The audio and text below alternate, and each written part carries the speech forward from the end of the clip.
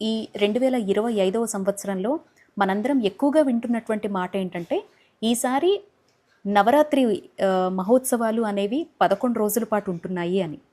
11, 9, 8 అని కాదు, నవరాత్రులు అనేది శాస్త్రం ఎలా నిర్దేశించిందంటే, హస్తా నక్షత్రంతో కూడుకున్నటువంటి పాడ్యమితో మొదలై శ్రవణ నక్షత్రంతో కూడుకున్నటువంటి నవమి కానీ దశమి కానీ ఏ తిథి అయితే ఆ రోజు ఉంటుందో, ఆ నక్షత్రం ఉంటుందో ఆ రోజున ముగించాలి. ఇలా 9 రాత్రులు గడిస్తే నవరాత్రిగా శాస్త్రం నిర్దేశిస్తోందనమాట. అలా మనం ఈ 2025లో తీసుకుంటే మనకి 22వ తారీఖు సోమవారంతో ప్రారంభించి అక్టోబర్ 2వ తారీఖు దశమితో కూడుకున్నటువంటి శ్రవణ నక్షత్రంతో మనకి నవరాత్రి ఉత్సవాలు అనేవి ముగుస్తున్నాయన్నమాట. కాబట్టి మనం కలశ స్థాపన కావచ్చు, అమ్మవారి పూజ కావచ్చు, ఉదయం 11 గంటల తర్వాత అయినా మనం పూజని ప్రారంభించుకోవచ్చు. ఇక